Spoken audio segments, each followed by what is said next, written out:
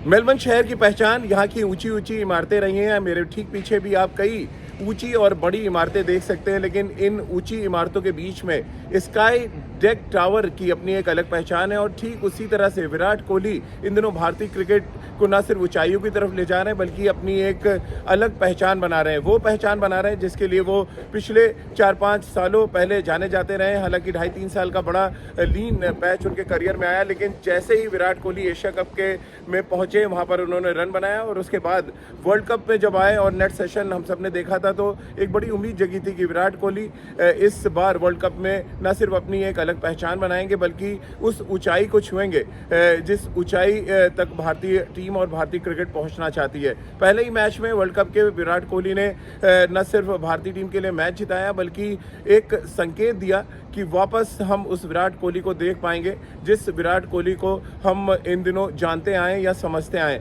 विराट कोहली की पारी की अगर 3 इंपॉर्टेंट बातें आपके सामने मैं शेयर करूं, क्योंकि मैं लगातार मैचेस देख रहा था। विराट कोहली के पहले तो नेट सेशन की बात करूंगा।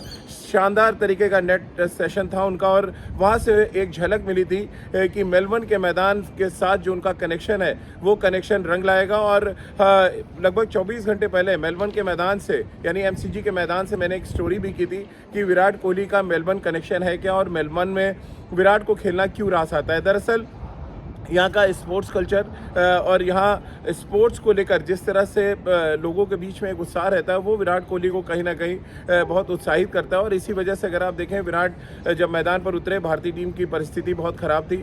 लगातार विकेट्स गिर रहे थे, लेकिन विकेट गिरने के सिलसिले के बावजूद विराट कोहली ने न सिर्फ रन बनाया, बल्कि इस बात के संकेत भी दिए कि धीरे धीरे ही सही वो भारतीय टीम को जीत की मंजिल की तरफ ले जा रहे हैं, यानी कि जीत की उस ऊंचाई की तरफ ले जा रहे हैं जहां तक भारतीय टीम पहुंचना चाहती थी या अपने सफ़र का आगाज़ करना चाहती थी।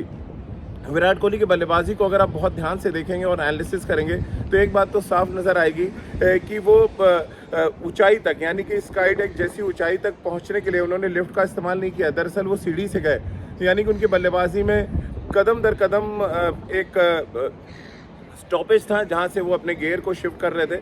और इसी वजह से अगर आप देखें तो उनकी पूरी पारी, यानी 82 रन नॉट आउट जो उन्होंने बनाए, इस पारी के दौरान उन्होंने कई इम्पोर्टेंट चौराहे पर उन्होंने थोड़ा सा विश्राम लिया, कह सकते हैं, या थोड़ी देर के लिए रुके। लगातार वो बैटिंग को एसेस कर रहे थे, परिस्थितियों को एसेस कर रहे थे। और जिस तरह का बयान उन्होंने मैच के बाद दिया कि प्रैक्टिकली बात करें तो बहुत कुछ है कहने को, और अगर आप पूछें मिरेकल के बारे में तो शायद उनको भी समझ नहीं आ रहा था कि आखिर ये हुआ कैसे। लेकिन कुल मिलाकर मेलबर्न क्रिकेट ग्राउंड के साथ विराट कोहली का कनेक्शन एक बार फिर रंग लाया, क्योंकि अगर आप याद करें 2014 में जब विराट को अचानक कप्तान बनाया गया, तो उन्होंने इसी मैदान पर आकर शतक लगाया था। फिर उसके बाद हर बार जब वो मेलबर्न आए, कुछ ना कुछ इतिहास रचा है विराट ने। वो चाहे हम मेलबर्न में ऐतिहासिक जीत की बात कर लें, या मेलबर्न में जिस तरह से उन्होंने 2015 में भारतीय टीम ने अच्छा प्रदर्शन किया था वर्ल्ड कप में, या अब 2022 की बात कर लें जब पाकिस्तान के खिलाफ एक बार फिर विराट कोहली का बल्ला जमकर चला और अकेले दम पर वो मैच जिताने में कामयाब रहे। अगर मेलबर्न की पारी को और थोड़ा एनालिसिस करें तो एक चीज़ और निकल कर सामने आएगी कि जैसे कि मेरे ठीक पीछे आप ये बड़ी बड़ी इमारतें देख रहे हैं, इनके ठीक नीचे एक ऐसी नींव होती है जहां से आप इस बुलंद इमारत का निर्माण कर सकते हैं। और कुछ इसी तरह से विराट ने ना पहले इस पारी के दौरान अपनी नींव को मजबूत किया, नींव रखा, और उसके बाद अपने बड़े बड़े शॉट्स के जरिए वो स्काई डेक की ऊंचाई तक पहुंचते चले गए। और इसीलिए मेलबर्न की ये पारी बहुत खास रही कई मायनों में, भारतीय क्रिकेट के लिहाज से अगर हम बात करें और विराट कोहली के खुद के करियर के लिहाज से भी, क्योंकि इस पारी से ठीक पहले विराट पर कई तरह के क्वेश्चंस थे, कई तरह के सवाल उठाए जा रहे थे कि विराट क्या T20 फॉर्मेट के लिए फिट बैठते हैं या नहीं, और तमाम बड़े बड़े क्रिकेट दिग्गज ने भी सवाल उठाए। लेकिन हमेशा कहा जाता है कि अगर आपका बल्ला बोलता है तो फिर आप उन तमाम सवालों के जवाब अपने बैट के साथ दे सकते हैं, और विराट कोहली ने ठीक वैसे किया।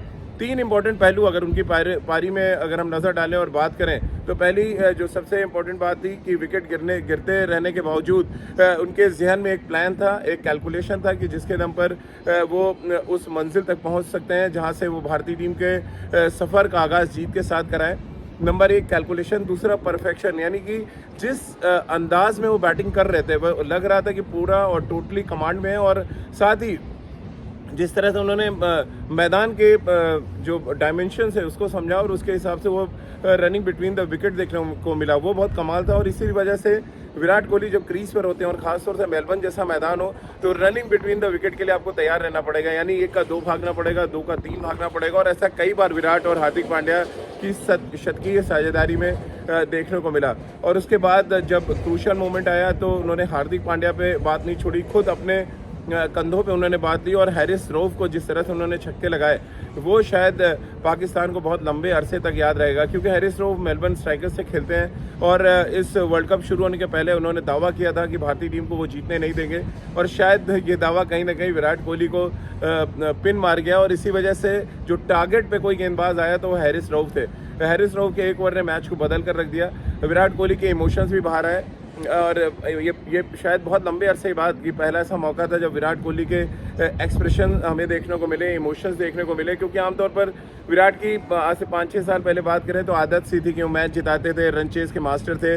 लेकिन ये पारी बहुत खास थी कई मायनों में, क्योंकि एक लंबे अरसे के बाद जब पूरी टीम संकट में थी तो विराट अकेले खड़े हुए मैच जिताया उन्होंने। और साथ ही इस बात के संकेत दिए कि फॉर्मेट चाहे कोई भी हो, आज भी विराट कोहली से बड़ा मैच विनर भारतीय टीम के पास कोई नहीं है। यानी कि अब समय आ गया है कि विराट कोहली न सिर्फ इस फॉर्म को कंटिन्यू रखें बल्कि एक वर्ल्ड कप जीतने का जो सपना है, आईसीसी ट्रॉफी जीतने का जो सपना विराट कोहली का, वो इस बार ज़रूर पूरा हो और वो इस सपने को पूरा करने में खुद बड़ा योगदान दें। क्योंकि अगर पाकिस्तान के खिलाफ अगर इतनी बड़ी पारी वो खेलते हैं तो आने वाले जो कुछ मैचेस हैं वहाँ पर विराट कोहली का क्या कुछ इम्पैक्ट होने वाला है, क्या कुछ कॉन्फिडेंस उन्होंने गेन किया, उसकी एक झलक आपको ज़रूर देखने को मिलेगी।